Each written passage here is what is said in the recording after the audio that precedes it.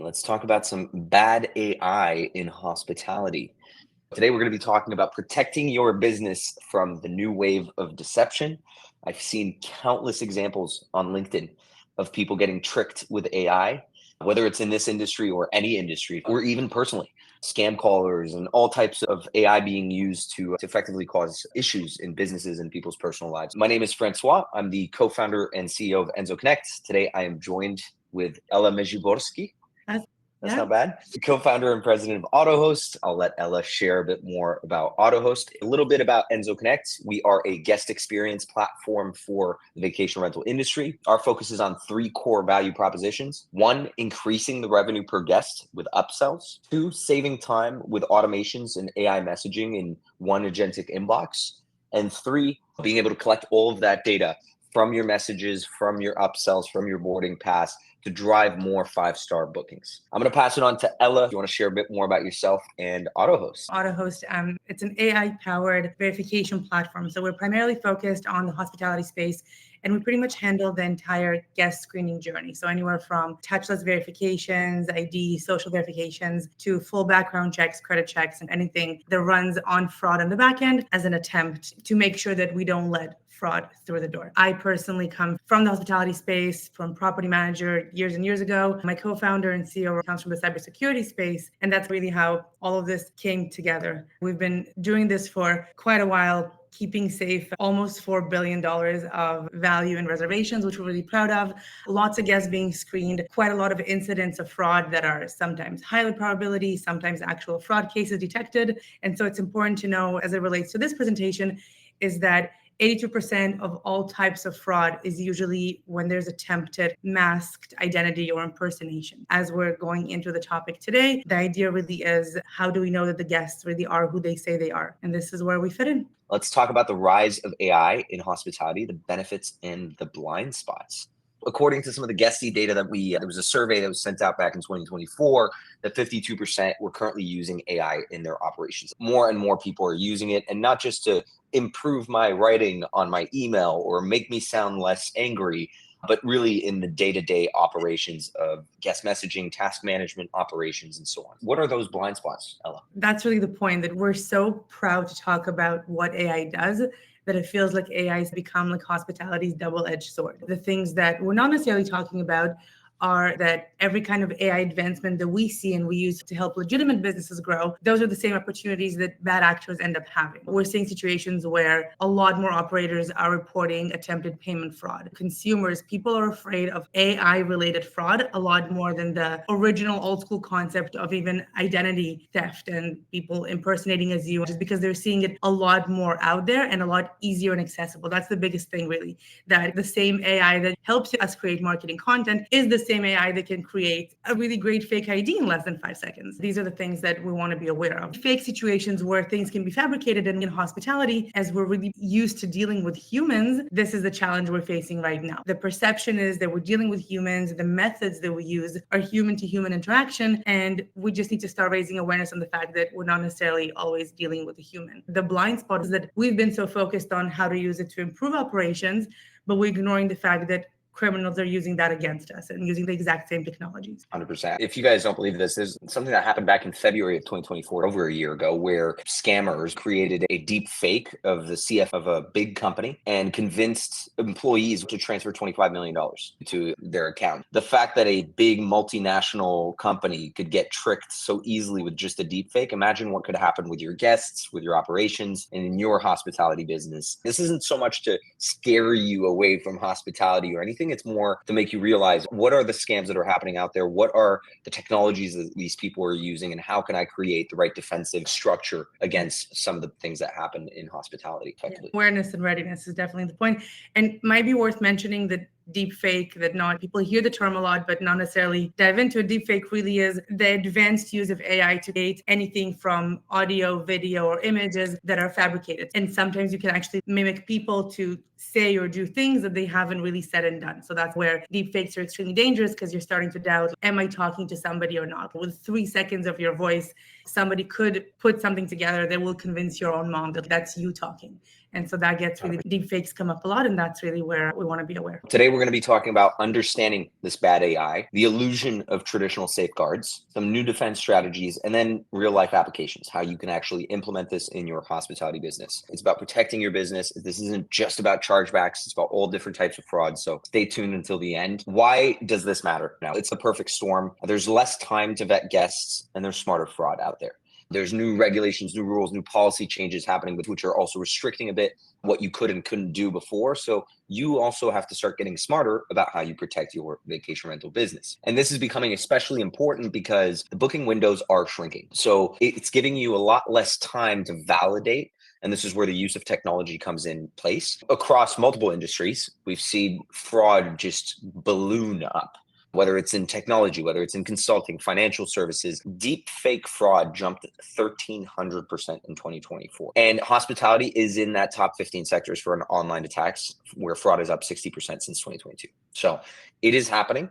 You might already have faced some of these issues today, and we just want you to be aware of how to protect yourself. Also, it's about these wildly accessible tools. It's so easy now to use different AI tools that people on the other side are using those tools against you. I saw an example from a property manager, and even though this isn't necessarily fraud, it's the case of a review where a guest is arguing for a refund by leveraging AI, using Airbnb's policy. You think guests have time to read Airbnb's detailed legal policy? No, but AI does. And so they can leverage Airbnb's own policy against you to craft the case as to why they need a refund, and bam, you're out of money.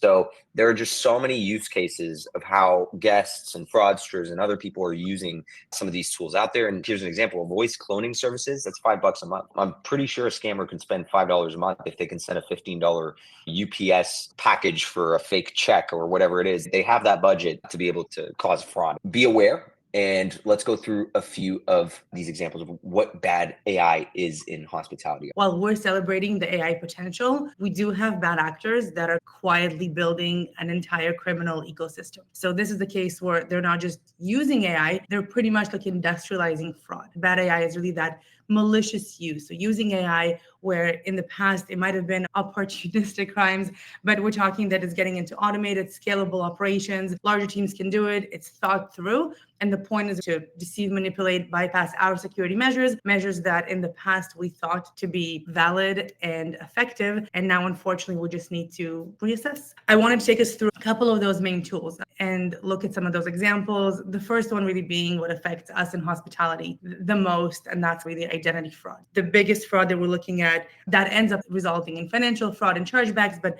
at the end of the day, people are lying about their identity. If we think about that evolution of the fake ID, if you guys remember the days where we would pride ourselves of somebody being able, oh, I can tell a fake ID, and you look at the hologram, and you look at some other things, and you have your tricks. And these days are really over. You have services like OnlyFake that you can generate government IDs. I think they do up to 26 different countries, and that costs $15. I don't recommend it, but it's out there. And the scary part really is that these are not just visual fakes. It's not just pretty pictures. These are documents with the valid safeguards that we would have looked for. They have valid checksums, which is an algorithmic way to sum up and calculate the different elements on the ID, where a tool can tell whether the ID is true or not. The consistent barcode data, proper visual, sometimes even metadata on the thing. So not only a human, but sometimes we're entering stages where those are designed to also full automated verification systems. They have the correct digital DNA, if you will. So whatever makes a verification system look at an algorithm and say, this document is legitimate, even though the person doesn't necessarily exist. It's something we need to be aware of. And that idea of just let me look at it or let me just rely on ID and I'm good to go is unfortunately no longer a strategy that we can rely on. It's just one of the points we're looking at. The bigger picture of that is really synthetic identity fraud. So the identification document is really one of them, but synthetic identity fraud is basically the fabrication of people that are fake and never existed. It does use stolen real data. So it can be your social security number, it can be your ID or driver's license numbers.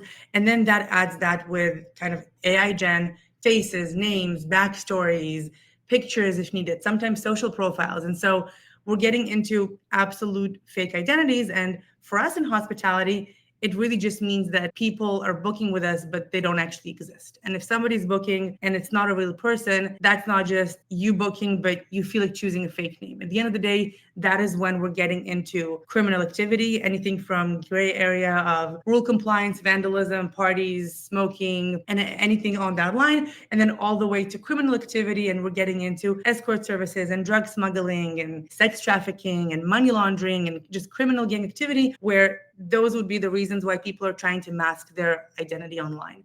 And that's why we in hospitality really care about that, because we're giving access to a closed space and things happen behind closed doors. And that could sometimes affect our bank account and sometimes just affect our moral, legal, ethical responsibility of what's really happening there. As operators, we really do have that responsibility to make sure that the guests are who they say they are. And even though fraud was there before, this next level of synthetic identity fraud, where it seems legit and it causes 80 to 85% of all fraud cases and costs us a lot of money, is something we definitely need to be very much aware of. You brought up a quick point there where it's fraud, so it's for the business and so on, but there's also just overall liability. Like the sex trafficking example, I know was an issue for and is an issue for a lot of vacation rentals, and you don't even know about it. And if that was made aware to the public that your properties were being used for sex trafficking, I can guarantee your brand is gone. You can try and get all the direct bookings you want, but your overall brand and what you stand for is effectively gone. Being able to protect yourself from bad actors is more than just important. It's fundamental to how you run your operations. And that's a very silent crime too. Some of the safeguards we have in place fail us there as well. Now there's AI-powered social engineering. Social engineering in general is the idea that you can use emotional manipulation and the strategic use of vulnerability to get away with things. But when people used to do that before and you had to be really smart and experienced to be doing that, now bots are doing it and they're just programmed to do that. When bots master it, we basically are looking at AI generated booking inquiries. Now you're talking about really advanced language models coming up with a request. If you guys remember times where broken English and sketchy messages were red flags, that's no longer coming back. So now we have advanced language models pretty much crafting flawless human sounding messages with great cover stories, and they make sure to build instant trust. So you're talking perfect grammar, spelling, no more of the sketchy stories. And now the messages can also be really personalized. They could be targeting specific property types. They could be going for vulnerability, talk about a family emergency, a special anniversary. They can complement your property photos, all of that to create urgency or flattery or show that strategic use of vulnerability so that you lower the host defense. And because at the moment, we do have humans dealing with those messages, that's something we need to be aware of. It's no longer just automated messages. We're talking about psychological warfare that your team is unaware of because they are so in the space of guest experience and guest support, and they're there to offer the best hospitality they can. But that's something that's happening there. And another thing to note, because this is AI, they're also using adaptive messages. If they have successful manipulation patterns, they're going to keep using them. You don't know whether you're talking to AI or not anymore, but understanding that the story might not necessarily be the one that you're hearing is really important to be aware of. And as your emotional points are pressed, seeing that it might be a cover story. The next thing is a little scary because I don't think that people really understand that it's already here. We use AI to craft a better message and we can get it to generate a nice image or even pay for a fake ID. But now we're getting into deepfakes and voice bots. 3 seconds of voicemail can use that to clone your voice and trick your employees on your team. It can be on video. We're looking at all of these really dangerous usage where somebody could sound like a legitimate guest, where you could be faked and impersonated to authorize a fraudulent transaction or be an executive of video call, which is what you mentioned, which is already happening. If you think about the extent to which it goes to fake selfies or fake messages, that's easy. But now it's questioning the phone verification effectiveness. Or I don't think a lot of people talk on video with their guests, but the types of things where we said, okay, my gut feeling is something I can really trust right now. We in hospitality are extra vulnerable to it because it's an industry that really relies heavily on trust and personal connection.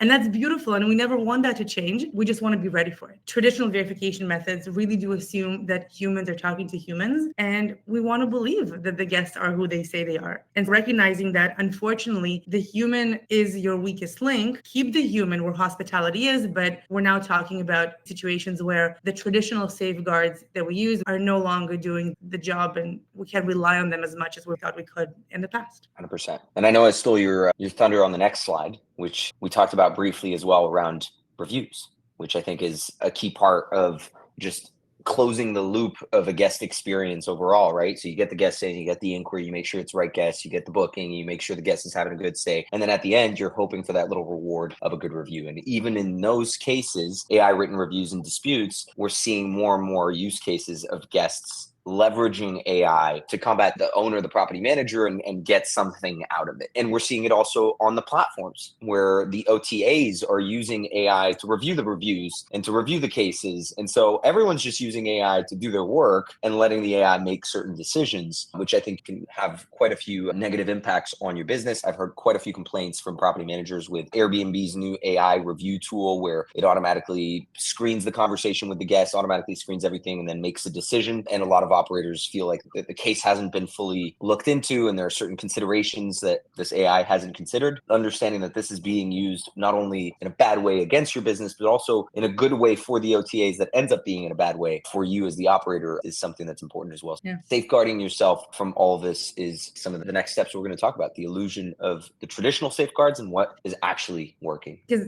those can be targeted attacks. Those can be completely intentional, right? Like guest posting, trying to bring your business down, or multiple guest reviews where it's not really the guests, but those are things that you are vulnerable to. Absolutely. 100%. It's scary to realize that the old methods are useless. The uncomfortable truth is that the security measures we're using were designed to catch human criminals, but AI does not make human mistakes. If we look at some of the things that we rely on within the manual screening process before we bring technology into this to really combat, because fraud has always been there. Now just the use of AI is making it even easier to fabricate. We're looking at manual document verification, which is fundamentally broken when AI can create a convincing passport or a fake ID. The phone call, this was my golden fallback. I ran a property management company. If it seems suspicious, give them a call.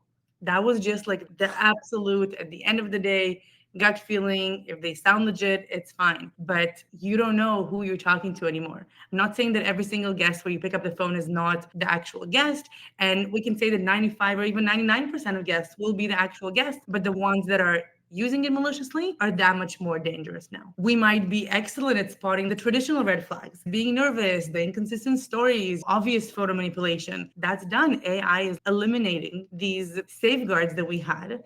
And we're left with holding your fingers crossed and hoping for the best. Human judgment is becoming like a weakness rather than a strength. Deepfakes don't get nervous, and synthetic identities have really good cover stories. And even if you call and you try to put them on the spot and ask questions, the AI generated output is ready to handle whatever you need, and it's not going to have visible flaws. Things that we find is trustworthy because we trust us as humans in our judgment calls, those things might actually be the loopholes that are leaving gaps in our process. I shared an interesting research a few weeks ago where it was a study published by Cornell University, and they found that AI was more persuasive than the average human. Now, that's not a surprise, but maybe a little bit is. It was even interesting because they pointed out that even happened when the human had financial incentives. They ran a study where they basically tried to get an AI to convince somebody of something, like choosing an answer on a test, and they try to put a human on the side of it to do the same thing. On the right there, we see a really interesting diagram. When the outcome needed to be a truthful one, the AI did better. And somebody who's a really great negotiator or convincer might beat AI. But when we're talking about the average person,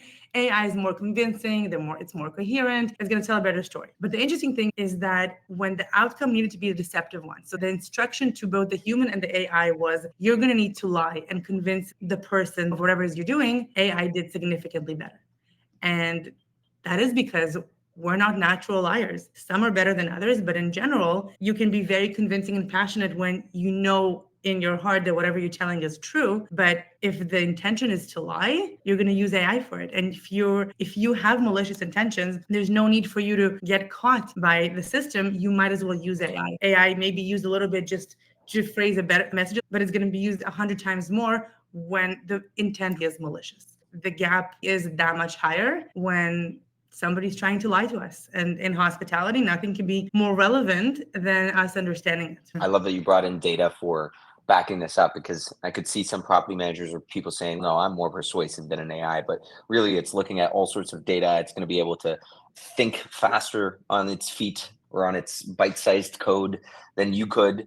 And so it could make some of these more convincing arguments. I've seen countless property managers talk about, yeah, I already have an agreement and I collect IDs. And when I ask them if they check it or how they collect it or anything, they're like, oh, I collect them. That's it. It's a deterrence. And that's it. It's become so easy, as Ela pointed out, not only to create fake IDs, but to generate them with AI. If you just have to upload an image, that it's no longer serious criminal mafia rings that are doing this. It could be your average Joe. It could be a person who is just looking to get a free vacation. So the pool of people that you are dealing with that can cause some sort of fraud-like behavior is much bigger than it used to be, because it's so accessible today to the average Joe. One key example, and we see this has been shut down now with Uber Eats, where everyone would just say, oh, my order never arrived, or oh, my food was not the way I liked, and then Uber Eats would just refund it. They had a major issue with this. Deliverers weren't making enough money on that. They had to figure out a solution, and now they have all these checks and balances where they take pictures and they have to go through this. The average Joe was scamming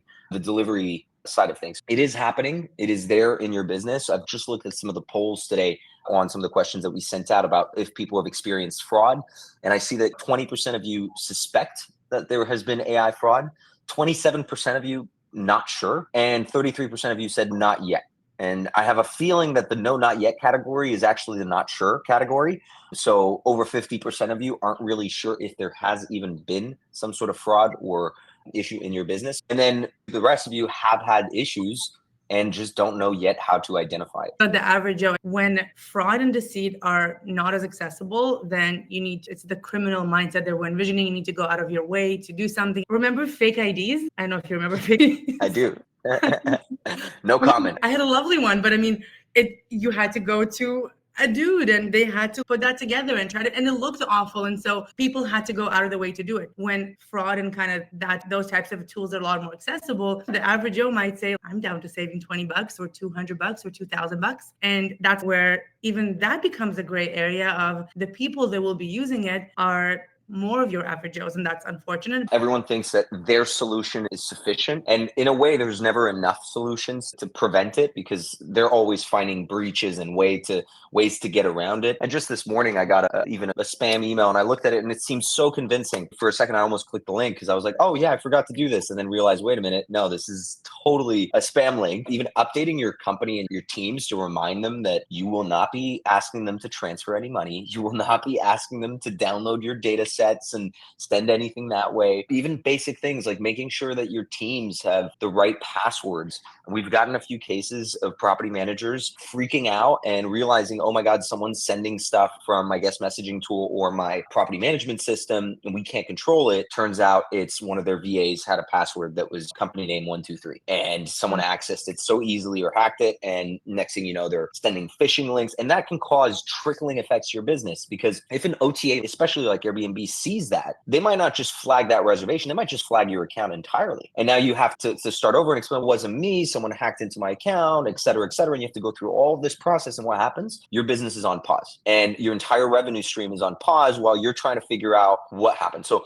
there's some of these basic safeguards that I see a lot of property managers don't even have. We're going to talk about some of the new defense components, but I do want to iterate that passwords and all the things that you've learned, spam emails, checking the domain name, is it HTTPS before you enter some information? All of these things should be front and center for you and your teams. I would highly recommend setting up an hour session in the coming weeks after this webinar with your teams to remind them about what you've learned today and about some of the basic things you already know to avoid some of these issues, because they're basic, but they're happening. And I'm sure daily. I couldn't say daily to the Enso Connect users, thank God, or I'd be out of business, but I have seen it happen with property managers. Let's talk about these new defense strategies, the shield. We're now saying that, okay, if the traditional methods are not working, then we're coming and saying that there is an opportunity to fight AI with AI, but we're looking to do it right. So automation, objectivity, removing that element of the human touch where it's not needed as much, the manual considerations is really part of the strategy. So we're now saying that we can use the same technology that's being used against us as a powerful defense, as long as we're implementing it correctly. So the intention really isn't to replace human judgment, but it's to give humans all the data, all the information, objectively vetted, so that now they have superhuman capabilities. And now the human really does remain in the center of it all, but they're not just using gut feeling anymore. If we're talking about a few of the components, and that's where tools like Autohost and systems that are looking to enter that automation, bring AI into the screening process, really take on a multi-layered approach. The idea is that in many cases, everything we discussed, but one data point isn't enough. And really looking to make sure that we do a 360 view and we do make sure that the person is who they say they are. It does require those multiple layers that work in real time. And there are solutions out there that really do increase that likelihood of fighting fraud and fighting it. When it comes to ID verifications, you look at AI-powered document validation. There are ways to spot certain things that are being done that the human eye won't necessarily detect. Biometric verification, selfie matching is something that needs to be part of the loop. Liveness checks is the activity of making sure that the person really is there in front of the camera. There's a few different methods where we would look at an ID and then compare that to a liveness check that a person's go through. So those types of tools are the bare minimum that people will be moving towards when looking to validate ID. When it comes to suspicious booking behavior and messaging, so again, gut feeling is not the strategy, but AI analysis does actually let you identify behavior patterns and not just the words that are being used. So if those are correlated, we look at existing databases of different verification events. So we're not so much looking at what the person is saying, but we're looking at patterns in the text to see whether there is any spoofing happening, there is any attempt to falsify the discussion. Autos, for example, we have a database of over 28 million verification events. When we run analysis, we're able to correlate that with the existing database and match patterns. And that's where risk comes in. So when you look at the risk levels of reservations, it won't just be a Boolean yes or no, but with every additional piece of data, we're able to go deeper and deeper into something here really does feel suspicious, but it's no longer my gut that's telling me that. Another really important thing that is done when you're looking at automated and AI-powered tools is device fingerprinting. So when we look at a device, every device, like your phone, your tablet, your computer, has a unique, call it digital DNA. So just like humans have a fingerprint, no two devices would have the exact same digital signature. This is really hard to fake, even if you're going to use a VPN or hide your IP address, if you clear your cookies, or you try to use incognito mode, if you're in different locations, you're switching browsers, and lots of things where in the past we would try to also hide where we are and where we are, but the device fingerprint prevents you from doing that. Why does that matter for fraud prevention? Is because we're able to stop repeat offenders. Repeat offenders would be people that are using different names, different emails. We've had a case of an operator in Chicago that said that once they enabled the kind of automated screening, they were able to finally narrow in on a local gang that was booking from a handful of similar of the same devices, but under different platforms, sometimes direct, sometimes OTAs, different names, different emails, different identities, but device fingerprinting really lets you bring that all together. We can also detect suspicious patterns. So you might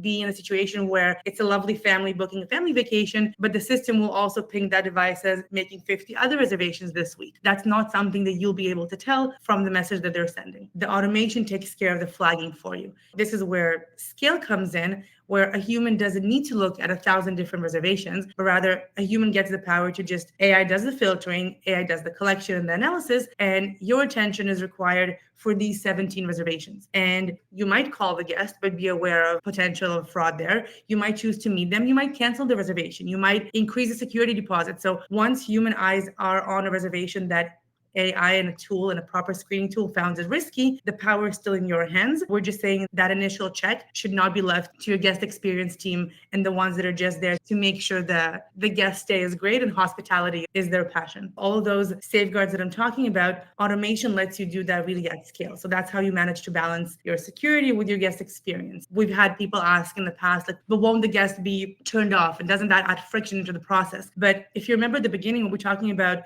over 40% of people are concerned about AI fraud and identity theft, you're now playing in a world where the legitimate guest will appreciate the verifications, and the legitimate guest will really care to make sure that you're checking to make sure their identity hasn't been compromised and they are who they say they are and their credit card wasn't stolen or nobody's using their ID to check in. The advantage really is speed with consistency. If a manual review, if we leave effectiveness aside, we take your team 15 to 30 minutes per guest, then an AI-powered system would pretty much run that in under 5 seconds. And it will use the same objective criteria. Objectivity is where it's crucial because we're fighting the social engineering vulnerabilities that your team would have. And you end up focusing on the objective patterns. I agree. And it's a good requirement. If something happens in your property, you have a procedure, you have that data, you can back it up with, this is what I did to prevent these kinds of issues, versus being like, oh, I didn't know, I just put my place on an OTA, got a booking, accepted it, didn't realize there was a whole crime ring that was happening in my property, or the property that I manage on behalf of an owner that isn't even my place. So having that data to back it up, and there's just so many examples that we've seen. And so this is where balancing that security with the guest experience is key. And this is something that we do with Autohost at Enso Connect. So I noted from the polls that many of you aren't yet users of Autohost or aren't yet users of Enso Connect. Many of you have marked no but interested, and a few of you here are already users. We have been partners now for what, 2-3 years, I want to say. You guys are like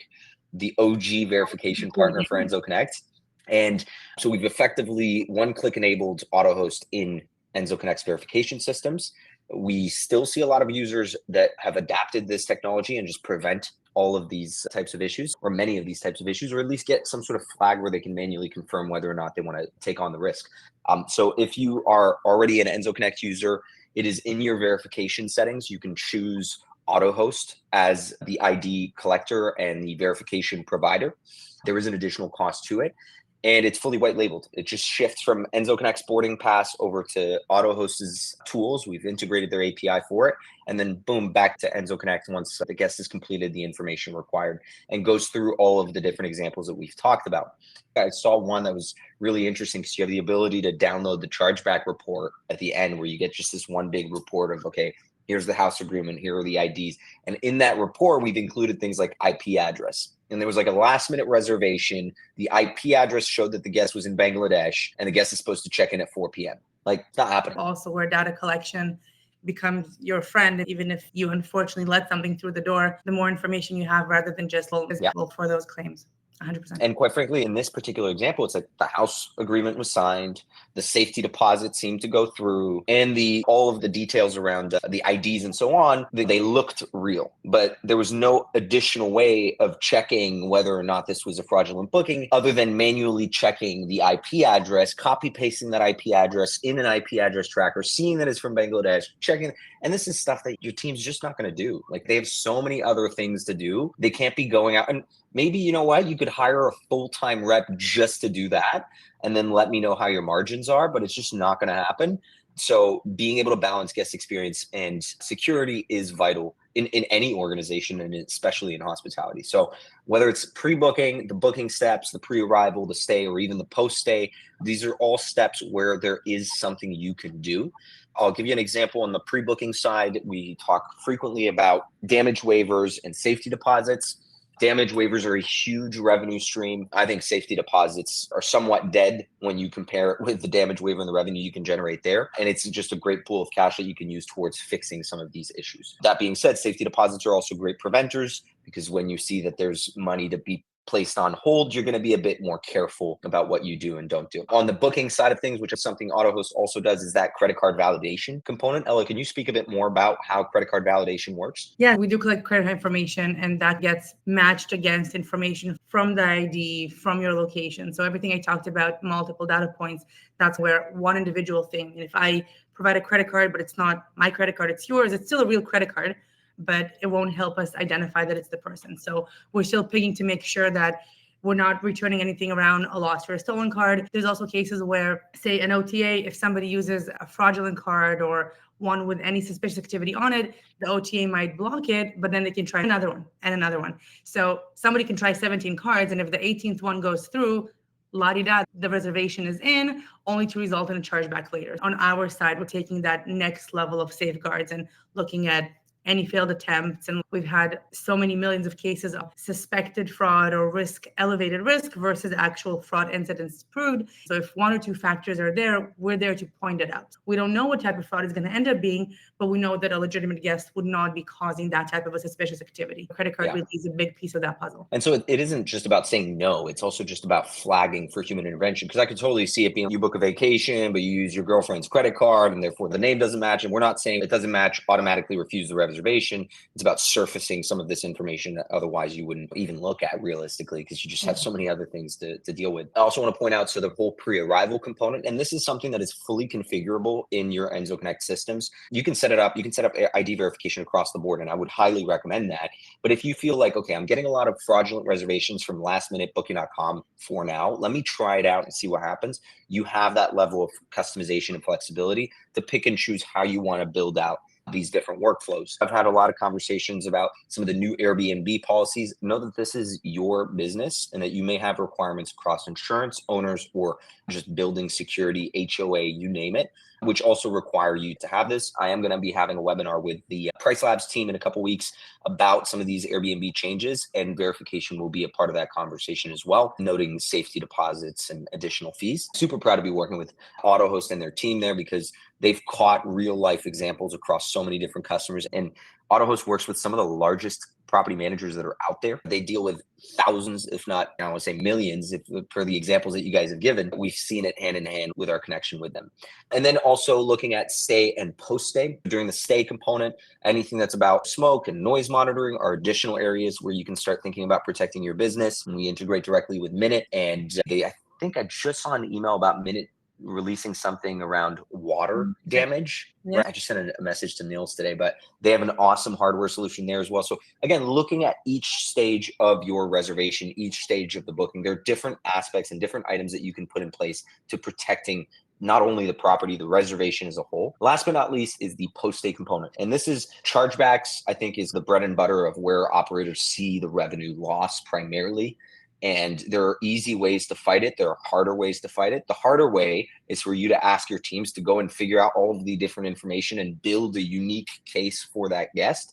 The easy way is to use Autohost and to just have that data readily handy and just upload it wherever it is, Stripe or your payment processor, and just be able to fight those fake chargebacks easily. Because again, that takes time to build a case and to go through to prove that you did in fact have a stay. So having that information readily available is key. If you want to learn more about guest verification, you're more than welcome to reach out to myself or Ella and the Autohost team. We've got another poll process going here about how your current guest verification process looks like. I'm low-key excited to see what the results are because I feel like we're going to have it all over the place. I'm so glad I don't have to answer that question anymore because when I ran property management, my answer would have been very different. Yeah, that's fair. And it's totally normal. And I think one of the hard parts around verification is it feels like a cost center at first because it doesn't happen in my business until the day it does. It's like insurance, right? It's like you don't need insurance until you do. A lot of operators don't wait for shit to hit the fan. So a lot of operators understand that the precaution is important, and that goes into their sales demo, that goes into their inventory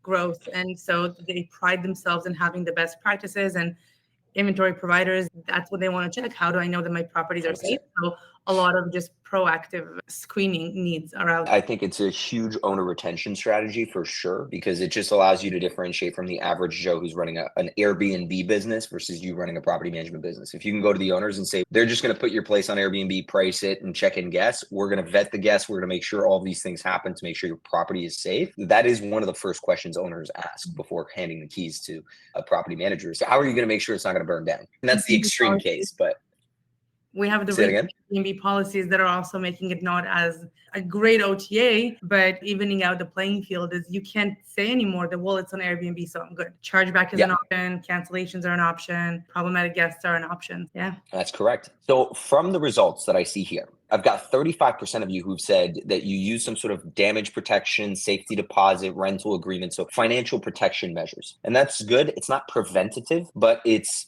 later protective to a certain extent, right? Up to your safety deposit amount, up to the amount of damage waivers you've collected. And rental agreements are good, but they're like NDAs. You can run a truck through them. And for most operators that I've seen, their rental agreements, they're not even signed by or co-signed by a lawyer or anything. They're just ChatGPT, write me a rental agreement and call it a day. So there is some improvements to be made there. I see 29% of you have mentioned that you do collect IDs and that you request and review those IDs. Now that is on the manual side. 24% have mentioned that you use some sort of third-party system. Oh, sorry, the metrics have changed. 33% collect IDs, request and review identity documents. So that means you're manually doing this. You might be checking. And the reality is, do you actually check everything, or do you just make sure, okay, yes, there's an ID, yes, there's a selfie, move on? You're probably not checking if the selfie was uploaded versus a liveness check, if the ID has an expiry date on it, the age of the guest via that ID. So there's still a lot of opportunities there. 22% of you have mentioned that you're using that professional AI screening tools such as Autohost, and then 11% just ask a simple inquiry-based screening only. So there's a lot of room for improvement. Again, you can take baby steps into this. You can identify where in that journey that I'm showing here you think might have the biggest impact to start and build from there. But safeguarding your properties should be central to your overall property management business. Let's open it up for questions. Should hosts and owners be getting business cybersecurity insurance? What are your thoughts on that? When we have cybersecurity insurance, we have to go through all these penetration tests and audits and all these things to get our Airbnb partnership going, which is like so much work versus when you get started and you're like, we'll figure this out later. But it is quite relevant if you're a tech business. But as a property management business, does it make sense to get cybersecurity insurance? Exactly. So I was going to say that for tech vendors, that's important. And that's where information is guarded. For hosts and operators, it really depends on then, are you at a risk of being hacked? So if you're using tools that take care of that liability, if PII is a consideration, and hack could be outside players or internal bad apples, I would say that the insurance is important only if you at any point feel like you could be sued for access to that information. Third-party tools would be guarding that. So information is encrypted. We follow things like GDPR compliance, any requests and regulations and kind of compliance things that in the States, there's a lot of them. So an operator that handles that for you should be adhering to all of those. But if you are in charge of any data or you shouldn't be asking for IDs to be emailed to you or any information you're maintaining, potentially yes, or ideally maybe don't keep that type of information so that you are not liable for it. 100%. If you're a European property manager and you're asking for IDs via email, WhatsApp, or anything like that, you're in direct violation of GDPR policies. The fines that you can face for being in violation, and some people know this and will use it against you. I've had an example of a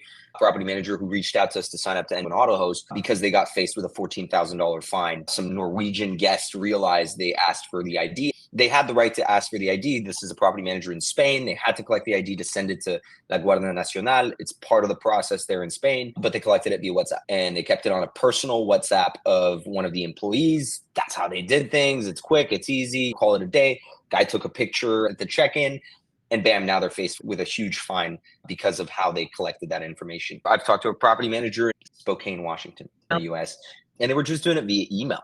And funny enough, GDPR policies, if you have a European guest that is staying in your property, still apply to you, even though you're in the United States of America. These things are happening and you want to safeguard. But I don't know about cybersecurity insurance enough for property managers. I do think homeowner or some type of vacation rental insurance product, though, is key to protecting your assets. Another question from Mike Brown is, what report specifically should be submitted for chargebacks from Autohost? Can you share a bit more about the report? And then I'll share about our report that we have with you guys on the Enso Connect side. What do you guys have directly with Autohost?